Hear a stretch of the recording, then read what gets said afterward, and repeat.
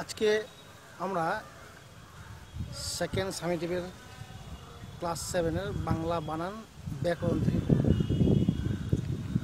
যখন স্কুল চলছিল তখন তোমাদেরকে প্রথম চ্যাপ্টার ব্যাকরণের প্রথম চ্যাপ্টার বাংলা শব্দ বিষয়ে আমরা আলোচনা করেছিলাম। এবার আসছি সেকেন্ড চ্যাপ্টার বাংলা বানান। বাংলা বানান লিখেছি, বাংলা শব্দ আর বানান, তারপরে বানান আসছি। এই বানান শব্দটা দিয়ে পৃথিবীতে যতগুলো ভাষা আছে বানান নিয়ে সমস্যায় পড়েনি এরকম মনে হয় কেউ নেই। তো বাংলাতে আরও বেশি সমস্যা কেন বলছি?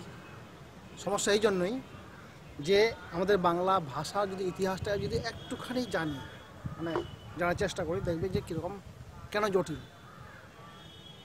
এই জন্য জটিল যে আজকে 2020 সাল, আমাদের বাংলা ভাষার জন্ম হয়েছে নবম-দশম শতাব্দীতে, ঠিক আছে? এবার নবম-দশম শতাব্দীর আগে কী ছিল? বাংলা ভাষা ছিল না? ছিল কি? তাহলে ছিল না, তাহলে কী ছিল? দেখা যাবে কি যে এই ভারতবর্ষের বুকে বিভিন্ন জাতি এসেছে।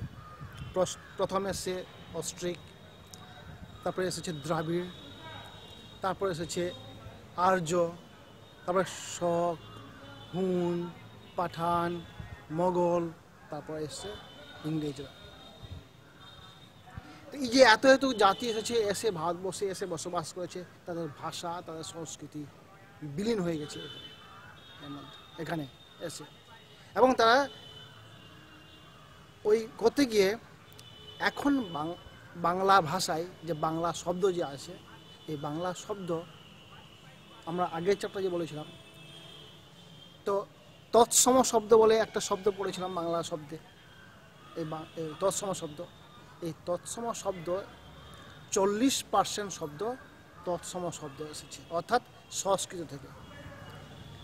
এবার তৎসম শব্দটা কি না? তৎসম শব্দটা হচ্ছে যে সংস্কৃতে যে সমস্ত শব্দ ব্যবহার করা হয় সেই সমস্ত শব্দ পরিবর্তন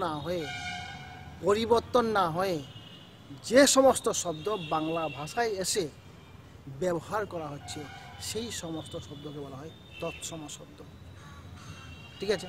এই তো তৎসম শব্দ।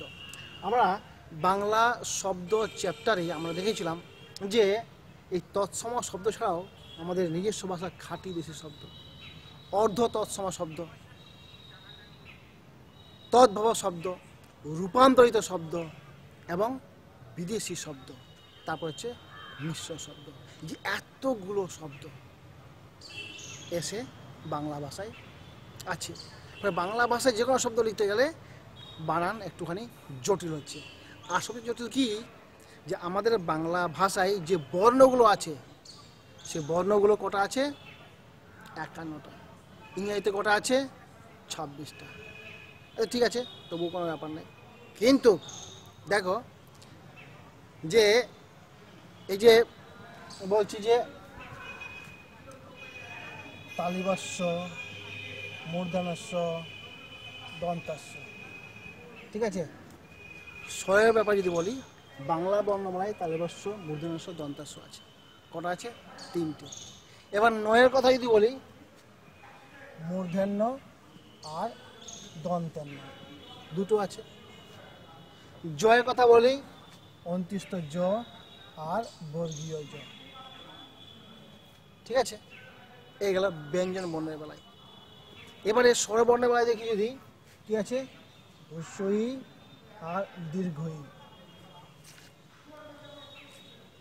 হ্রস্ব আর দীর্ঘ, এটা ই আর এটা হচ্ছে উ। এবার বাংলা বানান লিখতে গিয়ে কোন জায়গায় হিসিকার হবে? হিসিকার মানে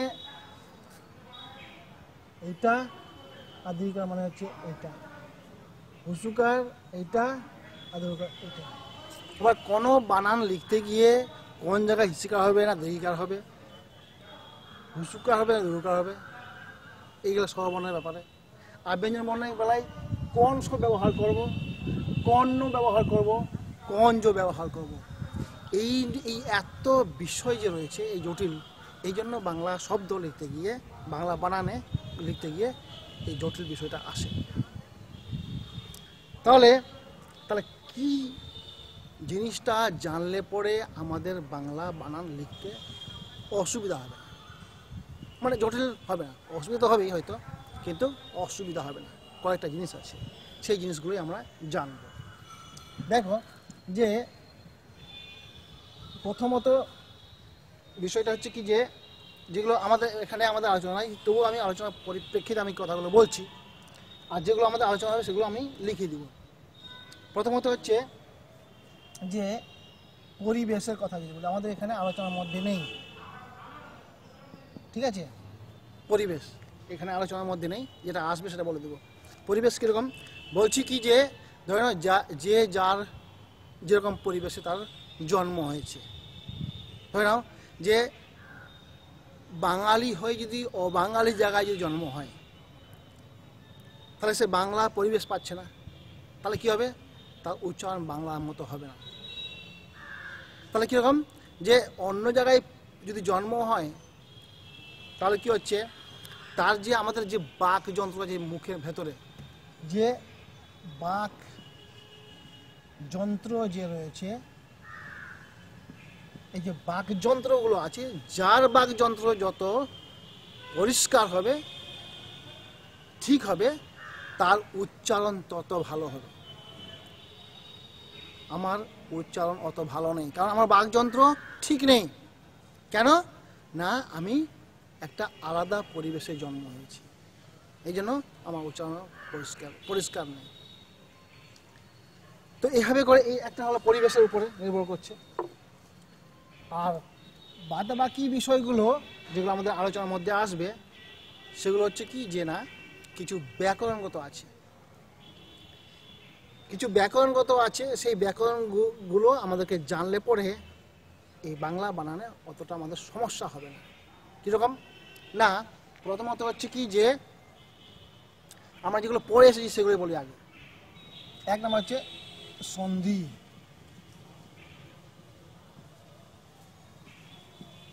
আমরা পড়েছি ক্লাস 5-এ 6-এ পড়েছি, সন্ধিটাকে জানতে হবে ভালো করে, তাহলে বাংলা বানানে ভুল হবে না। একটা উদাহরণ হিসেবে বলি, কীরকম, যে না ধরে নাও রবি যোগ ইন্দ্র সমান কি হলো, রবীন্দ্র হলো, ঠিক আছে? দেখো এখানে যে পূর্বপদের যে শেষ বর্ণ আছে এটা হচ্ছে হিসিকার, আর পরপদের যে প্রথম বর্ণ আছে সেটা হচ্ছে হিসিকার।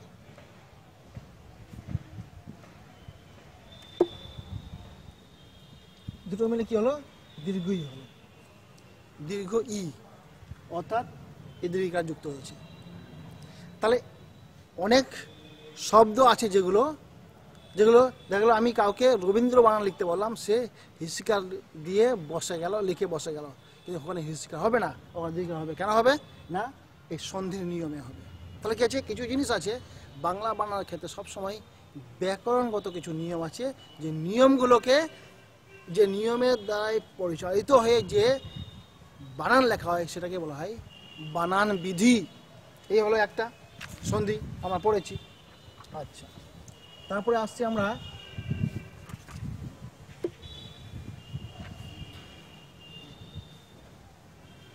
আমরা পদান্তর। পদান্তর পড়েছি, 2 নম্বর হচ্ছে পদান্তর।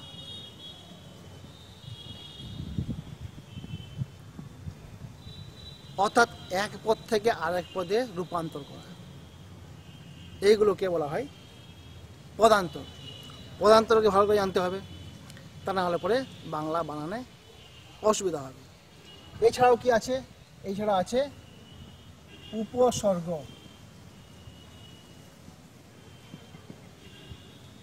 উপসর্গ, আচ্ছা উপসর্গটা কি, এটা আমরা একটুখানি জানি, পড়তে পড়তে জেনেছি, যে কিছু বর্ণ বা বর্ণ সমষ্টি শব্দের পূর্বে বসে একটি নতুন শব্দ তৈরি করে, সেই বর্ণ বা বর্ণ সমষ্টি বলা হয় উপসর্গ। ঠিক আছে?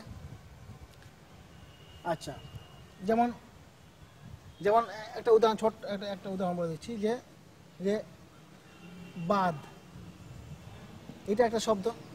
এর আগে যদি আমি প্র বসিয়ে দিই তাহলে কি হয়ে গেল? প্রবাদ। তাহলে বাদ থেকে এই প্রবাদ দেওয়াতে পুরো শব্দটাই অর্থটাই পরিবর্তন হয়ে গেল এবং নতুন শব্দ সৃষ্টি হলো একটা। তো এটা এটা এটাকে বলা হয় কি? উপসর্গ বলা হয়। আচ্ছা, এটা একটা হলো। 4 নাম্বার অনুসর্গ।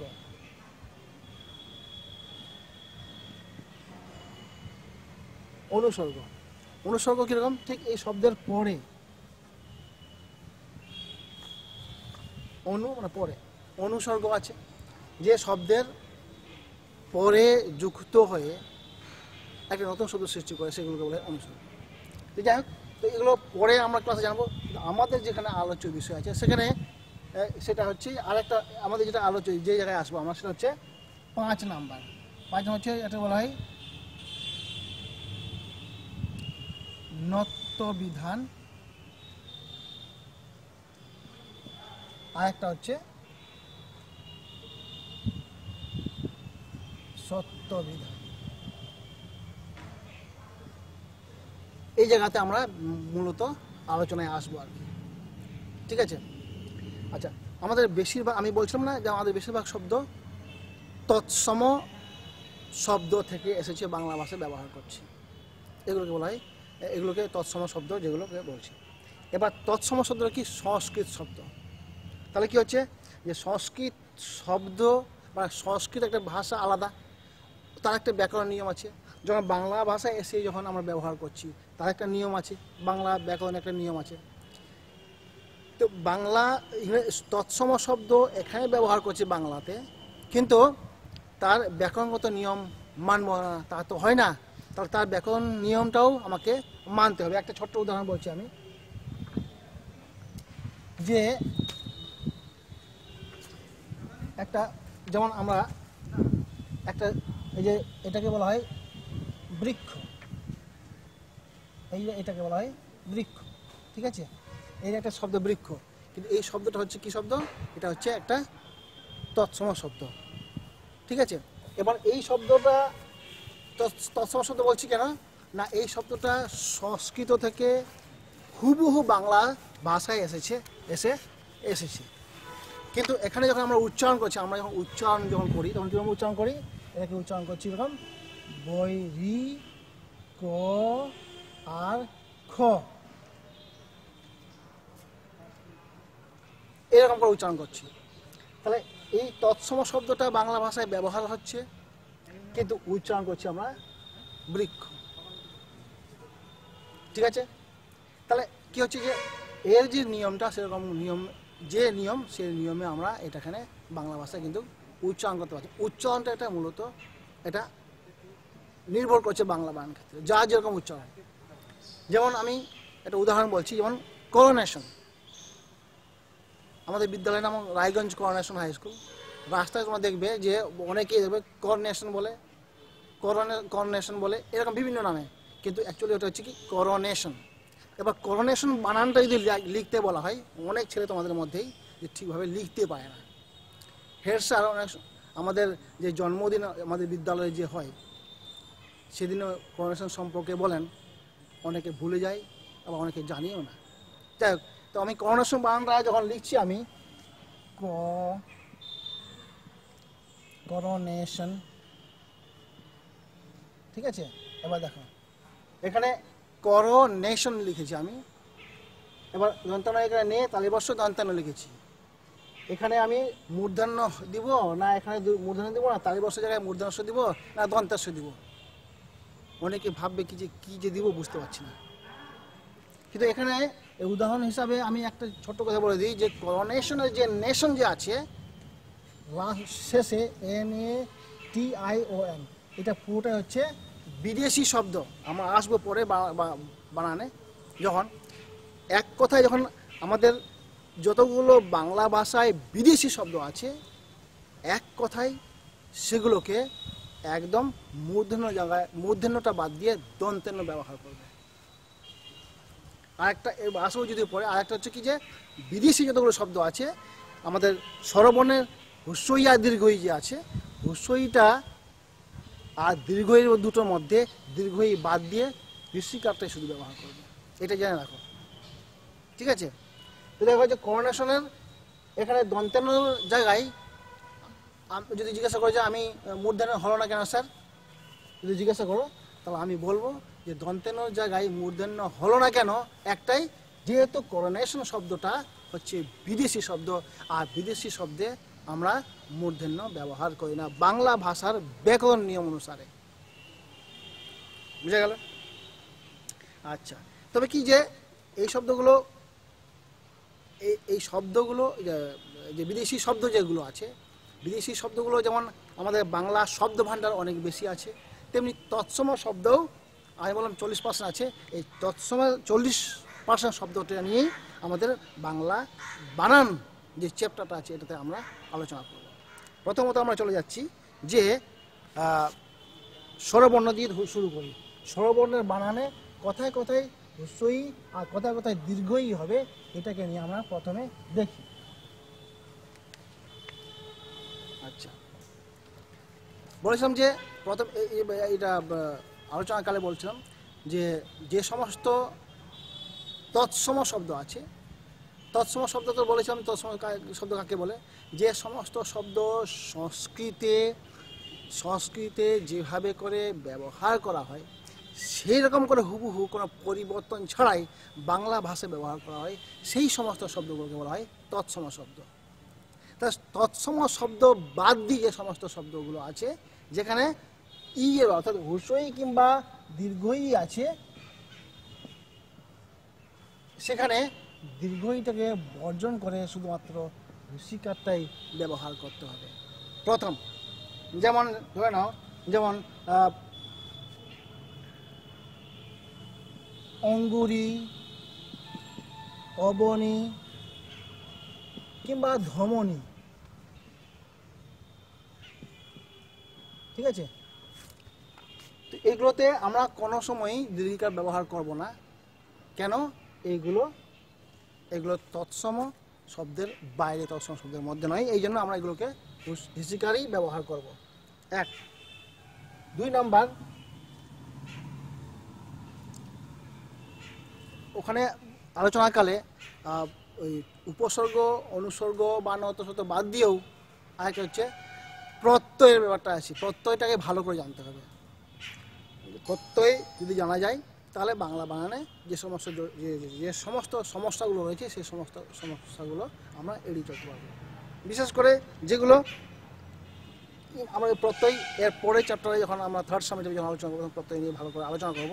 যাই হোক, সেগুলো যেগুলো প্রত্যয়যুক্ত শব্দ সেগুলোকে আমরা এই ঋষিকারের বদলে আমরা দীর্ঘিকার ব্যবহার করব। ঠিক আছে? এখানে ঋষিকার জায়গায় দীর্ঘিকার ব্যবহার করব। যেমন ধরে নাও অধিকারী,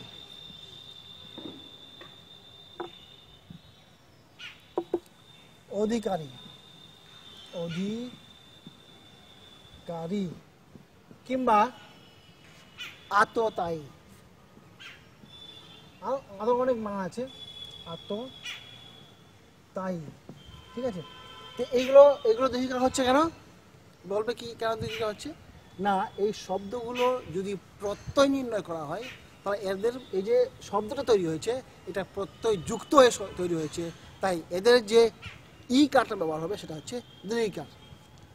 হলো এটা 2 নাম্বার। 3 নাম্বার হচ্ছে কি যে যদি কোনো শব্দ সমাসবদ্ধ যদি হয়, সমাসটা আমি এখানে লিখিনি যদিও, এটা আমরা এইটা গিয়ে জানবো ভালো করে। যদি কোনো শব্দ যদি সমাসবদ্ধ হয় তাহলে সেই সমস্ত শব্দে কি হবে? ঋষিকার হবে। বাংলা সমাস আর কি। যেমন ধরে নাও একটা ওই এই যে পক্ষীকুল, এই শব্দটা দিলাম কেন দেখো, এখানে এই শব্দটা হচ্ছে সমাসবদ্ধ পদ, আর এর যে হিসিকার সেটা হচ্ছে হিসিকার। এটাকে আমরা এটা প যুক্ত ক্ষয় দীর্ঘি, এটাকে এভাবে লেখা যায়, পক্ষী যদি লিখি, আমি যদি পক্ষী যদি লিখি তাহলে এটা হচ্ছে ভুল। কেন না, এই শব্দটা হচ্ছে তৎসম শব্দ, তৎসম শব্দ। হ্যাঁ, তাহলে এখানে হিসিকার হলো কেন? এই জন্য হলো, এইটা যদি পক্ষীর সঙ্গে কুল যুক্ত হয়েছে এবং এটা পুরোটা হচ্ছে সমাসবদ্ধ পদ বা সমাসবদ্ধ পদই বলবো, শব্দ বলা যাবে না, তাহলে এই জন্য এখানে হিসিকা এবং দীর্ঘিকারের মধ্যে শুধু হিসিকারটাই ব্যবহার হয়েছে। তারপরে আমরা আসছি যে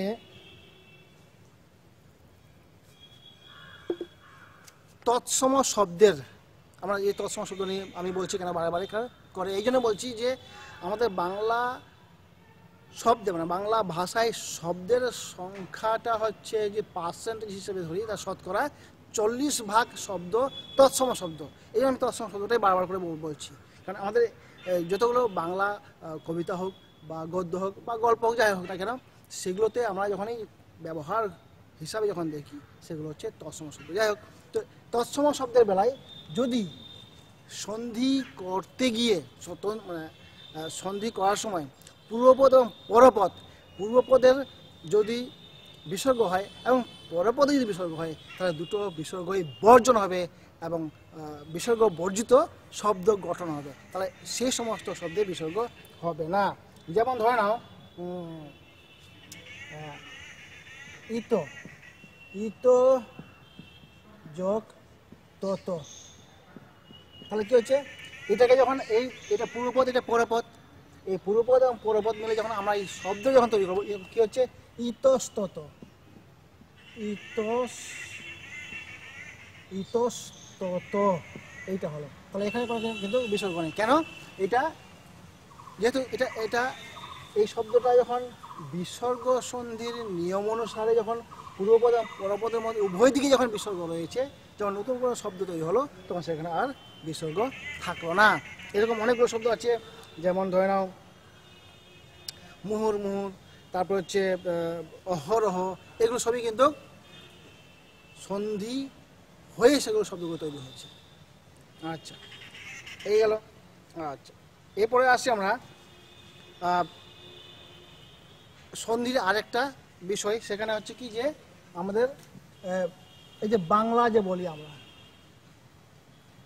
আমরা বাঙালি, বাংলা ভাষায় কথা বলি, বাংলা যে বলছি, তারা বাংলা বানান লিখতে বলা হলো কাউকে, সে কি লিখবে? একটা ছেলে লিখছে কিরকম, বয় আকার অনস্য লয় আকার লা, বাংলা। একজন লিখলো কিরকম, বয় আকার লয় আকার লা, বাংলা। আরেকজন কিরকম লিখলো, বয় আকার গ লয় আকার লা। এবার তিনটার মধ্যে কোনটা নিব আমরা? মুশকিল ব্যাপার, তাই না? তাহলে এই জন্য বললাম যে এই যে আমি প্রথমে লিখে দিয়েছিলাম যে কি কি বিষয় জানলে পরে আমাদের বাংলা বানানে ঠিক মানে যে সমস্যাগুলো আছে সেই সমস্যাগুলো আমরা এড়াতে পারবো।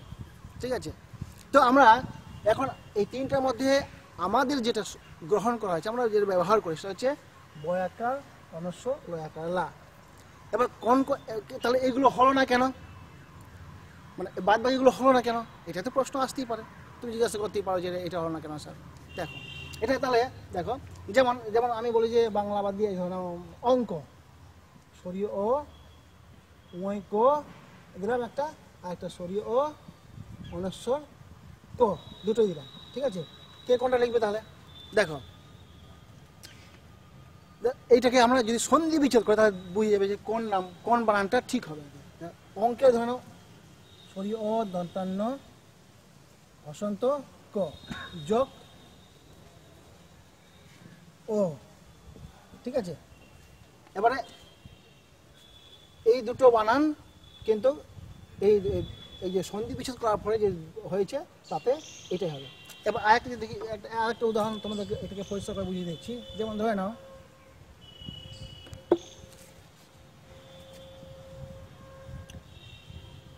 অলম যোগ কার। ঠিক আছে, এই যে দেখো অলম যোগ কার, এই যে পূর্ব পদে ম আছে আর পরের পদে ক আছে, এটা কিন্তু দুটোই কি সন্ধি? এটা হচ্ছে ব্যঞ্জন সন্ধি। এখানে কিন্তু সরল বর্ণের কোনো ব্যাপার নেই। এই দুটো যখন মিলিত যখন হয়ে যাচ্ছে তখন কি হবে? এই দুটো মিলে কি হবে? যে অনস্বর হয়ে যাবে, অর্থাৎ এটা হয়ে যাবে অলংকার। তাহলে বাংলা বানানে ঠিক মতো যদি জানতে হয় তাহলে এই কয়েকটা জিনিস আমাদের যে সিলেবাস আছে সেই কয়েকটা জিনিস জানতে হবে।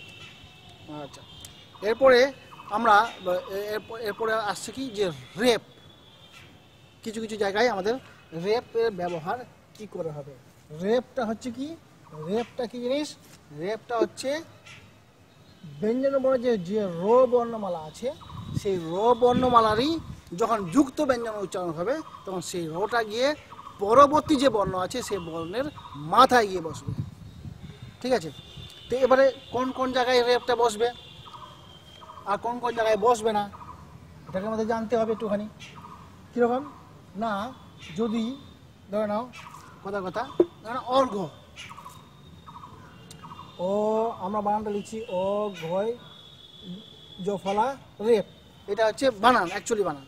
তাহলে এখানে রেপটা ওখানে হলো কেন? যদি এটাকে আমরা যদি বিশ্লেষণ করে দেখি, দেখবে কীরকম।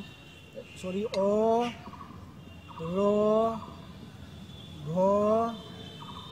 যোগ ঘ যোগ অ, অর্থাৎ এখানে দুটো ঘ আছে, অর্ঘ ঘ দুটো ঘ আছে। তো এই দুটো ঘ কি হলো এখানে দিয়ে, এখানে জ ফলা হয়ে গেল।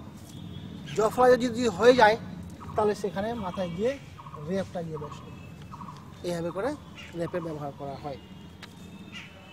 আচ্ছা, এইটা আমাদের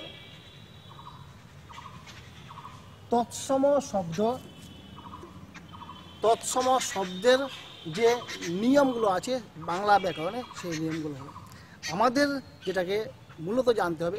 আরেকটা বিশেষ ভালো আরেকটা জিনিস, সেটা হচ্ছে কি যে আরেকটা আছে আমাদের খুব ভুল হয় আমাদের, সেটাকে আমাদের ভালো করে জানতে হবে। ধরে নাও যে কই শিকারে কি আর কই দীর্ঘিকারে কি। একটা হচ্ছে কই হিসিকারে কি আর কই দীর্ঘিকারে কি, এই দুটো বানানের পার্থক্যটা কি, এটা আমরা অনেক সময় ভুল করি। ঠিক আছে, যেমন ধরে নাও একটা উদাহরণ, ধরে নাও তুমি লিখলাম আমি তুমি কি খাবে, একটাতে দিলাম কই হিসিকারে কি খাবে, দুটো জিজ্ঞাসা চিহ্ন দিলাম, আর একটা হচ্ছে তুমি কই দীর্ঘিকারে কি খাবে। ঠিক আছে, তাহলে দেখো তুমি যে তুমি কি খাবে, এবারে কই হিসি দিয়ে যেটা লিখেছি, বুঝলাম না, তুমি কি কি খাবে, এইটা দিয়ে যদি উত্তর, অর্থাৎ এই দুটো বাক্যের মধ্যে যে উত্তরে হ্যাঁ কিংবা না হবে, যদি হ্যাঁ কিংবা না হবে সেই জায়গাতে কই হিসিকারে কি হবে। আর যেটাতে উত্তর হ্যাঁ বা না দিয়ে কোনো শব্দ বা বাক্যে উত্তর হবে সেখানে কই দীর্ঘিকারে কি হবে। বুঝা গেল বিষয়টা? হ্যাঁ, তাহলে তাহলে বিষয়টা হচ্ছে কি